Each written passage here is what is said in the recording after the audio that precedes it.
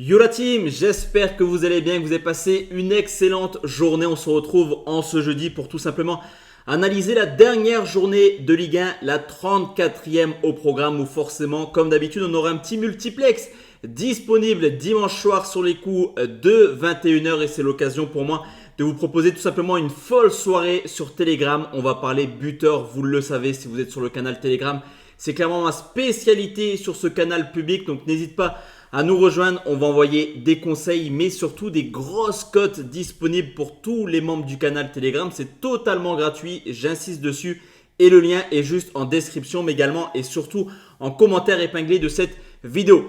Comme je te l'ai dit, c'est la dernière vidéo Ligue 1. Demain, on va enchaîner avec la dernière journée de Première Ligue. Et dès la semaine prochaine, on va se focus tranquillement sur l'Euro 2024. Donc, n'hésite pas également à lâcher ton plus beau pouce bleu, ultra important pour le référencement. Mais abonne-toi également si ce n'est pas encore fait sur cette chaîne YouTube, car c'est loin d'être terminé cette année 2023-2024. Dans un peu moins d'un mois se joue l'Euro en Allemagne et on va clairement vibrer. Juste avant de te donner un petit peu mes pronostics sur cette 9e journée, on va faire un petit peu le tour au niveau du classement. Sur ce coup, il y a quand même pas mal de choses qui sont déjà jouées en Ligue 1. Le PSG est champion de France. Monaco est à coup sûr deuxième du championnat. Pour la 3e place, ça va jouer entre Lille et Brest, car la victoire du PSG hier à Nice offre à Lille et à Brest la possibilité de jouer la Ligue des Champions l'an prochain. Justement, Nice restera 5e quoi qu'il arrive. On a Lens 6e qui sera en bataille avec Lyon, voire Marseille. Mais il faudrait vraiment un scénario catastrophe pour que Lens et Lyon ne jouent pas l'Europe l'an prochain. Derrière, il n'y a pas trop d'enjeux pour Rennes, Reims, Toulouse, Montpellier, Strasbourg et Nantes. Et enfin, ça va jouer un peu la relégation, on va dire, même si ça me paraît très compliqué. Je pense que les positions vont se figer comme ça, avec Clermont ou Lorient selon le résultat 17e et 18e, Metz barragiste. Et Le Havre est 15e. Pour que Lorient passe devant Metz, il y a 7 buts de différence. Donc il faudrait s'imposer largement contre Clermont et espérer une défaite large de Metz contre Paris. C'est possible tout de même. Cependant, voir Le Havre descendre, ça paraît assez improbable. Moins 10 en différence de but pour les Havrais, moins 21 pour Metz, quoi qu'il se passe. Je ne vois pas forcément où Metz ou Le Havre encaisser 5-6 buts et du côté de Metz en mettre 5-6 aux Parisiens. Perso, j'y crois pas trop. Donc logiquement, les 3 derniers, on les connaît. On connaît le barragiste. On verra un petit peu ce que ça va donner. Surtout pour l'Europe, c'est là où ça va être le plus intéressant. Qui de Lille ou Brest va terminer 3e. Qui de Lens, Lyon ou Marseille jouera en Conference League. Avec toujours la possibilité pour Lyon de jouer l'Europe en cas de victoire en Coupe de France, qui offrirait peut-être la 7e place qualificative pour l'Europe. On va en parler tranquillement dans cette vidéo. On commence tout de suite avec Le Havre qui reçoit l'Olympique de Marseille. Comme tu l'as vu sur le classement, il n'y a pas trop de danger pour les Havrais. Il n'y en a pas forcément pour les Marseillais également, qui n'ont plus grand chose à espérer. Une nouvelle défaite de Marseille du côté de Reims, 1-0, et mis à part des victoires à Lorient et Clermont, tout simplement Marseille, c'est 2 petites victoires à l'extérieur. Alors il faut se rendre à l'évidence, cette équipe n'y arrive pas du tout hors de leur base. Du côté havrais, c'est pas extraordinaire à domicile, mais il y a quand même des coups assez intéressants faits cette année. Un match nul contre Monaco, un nul contre Lens, une victoire contre Nice ou contre l'Olympique Lyonnais. Donc sur ce coup, on va plutôt partir sur la cote. La cote à 3,35 du match nul, elle est plutôt intéressante, je trouve. Mais je vais tout simplement prendre Le Havre ou nul à 1,87. Ça me paraît assez value bête au vu de la forme des Marseillais. On enchaîne avec le Racing Club de Lens qui reçoit Montpellier. Pour Lens, la donne est simple, une victoire et c'est une qualification européenne. Alors attention, parce que les Lensois actuellement, ils sont un petit peu en méforme. On le voit au niveau des résultats, mis à part une victoire contre Lorient et Clermont, seulement 2 victoires sur les 8 derniers matchs. Au contraire de Montpellier qui, mis à part cette défaite contre Monaco la semaine passée, 2-0 à domicile, réalise plutôt une fin de saison assez honorable avec 4 matchs de suite sans défaite à l'extérieur. En plus de cela, on peut ajouter le fait que Montpellier à l'extérieur marque quand même assez régulièrement, mis à part chez le top 4, donc Paris, Monaco, Lille ou Brest. Et sur ce coup, je ne serais pas surpris justement de voir une petite surprise. Je vais partir sur les 2 équipes marques côté 1,51, ça me paraît assez value également. On enchaîne avec le LOSC qui reçoit l'OGC Nice. Là aussi pour les Lillois, c'est simple. Il faut absolument gagner pour s'assurer la 3e place. On le sait, cette 4e place, c'est un peu une place piège, une place de barragiste. Tu vas avoir 2 tours très compliqués et on le sait également. nos clubs français sont en grande difficulté dans ces barrages. Donc pour le LOSC, il faut s'imposer obligatoirement, peut-être avec la manière, plus 18 pour Lille, plus 16 pour les Bressois. Donc on n'est pas à l'abri que même en cas de victoire, Brest passe devant les Lillois. Mais sur ce coup, on a quand même une équipe de Lille qui à domicile a du mal contre Nice historiquement. 2 victoires sur les 10 dernières réceptions, c'est assez incroyable dans le sens où Lille c'est quand même une valeur sûre à domicile depuis plusieurs années. Mais la question qu'on peut se poser tranquillement, et c'est pour ça que cette analyse elle est assez compliquée, c'est dans quel état d'esprit vont venir les Niçois. Quoi qu'il arrive, ils termineront 5e. Est-ce qu'ils voudront faire un nouveau coup à l'extérieur après des victoires cette année à Lens, à Monaco et au Parc, ou alors ils vont être complètement au bout du rouleau et ils vont craquer après leur défaite contre les Parisiens? Je pense quand même que la cote de Lille à 1,63, elle se tente et ce sera donc mon 3e pronostic. On enchaîne avec un match décisif pour le match 1, peut-être entre Lorient et Clermont. C'est vrai qu'il y a quelques semaines, on se disait que c'était le match de la dernière chance pour les deux clubs. C'était une belle opportunité également de s'affronter pour la dernière journée. Cependant, là, quoi qu'il arrive, ça va être très compliqué pour les deux clubs. Pour Lorient, c'est victoire obligatoire et pourquoi pas espérer une défaite des Messins à domicile contre Paris. On va y revenir par la suite, mais c'est quand même assez fort probable.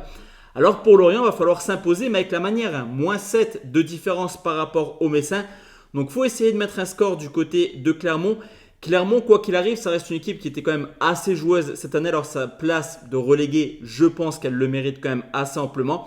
Mais sur ce coup, je pense qu'on pourrait avoir un duel extrêmement prolifique. Lorient à 1,69, c'est plutôt pas mal. Mais je vais prendre un match à but de mon côté. Je vais partir sur un but de 2,5 à 1,50.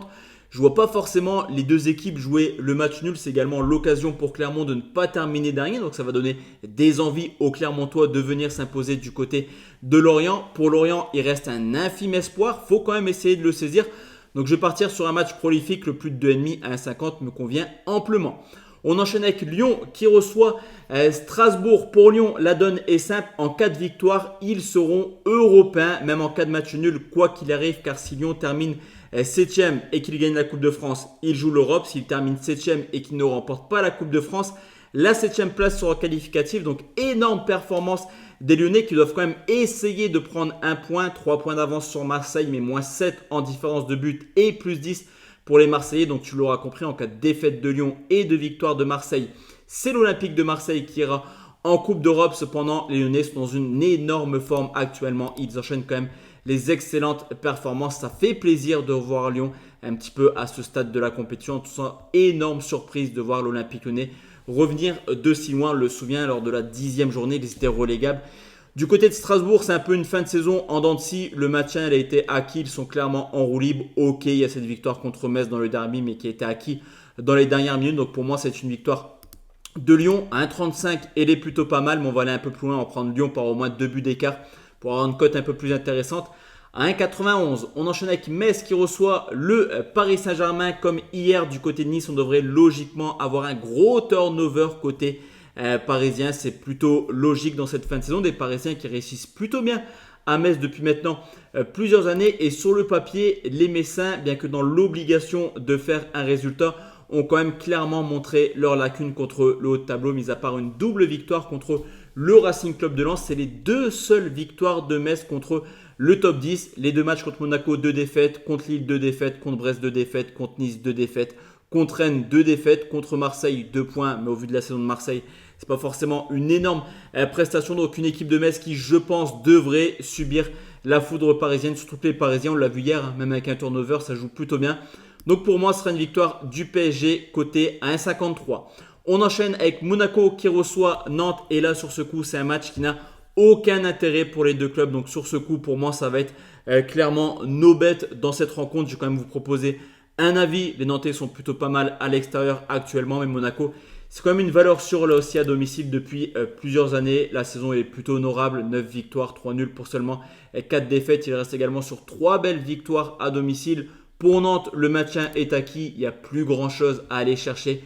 Comme je te le dis, ce n'est pas forcément un match sur lequel il faut se jeter. Mais je vais te proposer Monaco et plus d'un demi à 1,52. Rennes, c'est exactement la même chose. Tout simplement un duel de milieu de classement entre le 9e et le 10e. Aucun intérêt également pour les deux clubs. Je vais pencher plutôt du côté rémois qui me semble un peu mieux depuis le départ de Will Stitz. Forcément, ça tournait en rond avec le tacticien belge actuellement. On savait qu'il allait partir, donc forcément les joueurs n'adhéraient plus trop au projet. Du côté de Rennes, c'est une fin de saison calamiteuse. Le nul contre Lens reflète clairement la mauvaise saison des Rennais. Donc je les vois même terminer 10e, car pour moi Reims est capable de faire un coup. Et je vais prendre Reims au nul côté 1,46 et on termine cette vidéo par Toulouse qui reçoit le Stade brestois des Toulousains, qui pourrait peut-être aller chercher une place dans le top 10 en cas de victoire. Là aussi, ce serait une belle performance quand même pour les Toulousains qui étaient longtemps confrontés dans la course au maintien. Des Toulousains qui auraient pu faire mieux cette année, mais l'Europa League, un petit peu comme Nantes l'an passé, a eu raison de l'état physique des Toulousains. Pour Brest, c'est pareil, même si là aussi, il faut faire un résultat. C'est vrai que les dernières performances, elles sont un peu moyennes. Sur les 8 derniers matchs, il y a 3 victoires. Une victoire à Rennes sur le score de 5-4. Une victoire contre Metz 4-3. Une victoire 1-0 du côté de Lorient. Mais après, contre des clubs qui ont un niveau de jeu un peu plus élevé, Reims, Nantes, Monaco, Lyon ou Lille, et ça a calé un petit peu en fin de saison. Quoi qu'il arrive, ça restera une très très belle saison, une magnifique saison même, j'ai envie de te dire, pour les Brestois. Mais je pense qu'ils vont terminer 4e, car je vois Toulouse capable de faire un coup. Je vais prendre Toulouse ou nul côté à 1,84. Donc voici à team mes 9 avis pour cette dernière journée de Ligue 1. On se retrouve demain soir pour parler Première Ligue. Très bonne soirée à tous et à toutes. Ciao ciao la team.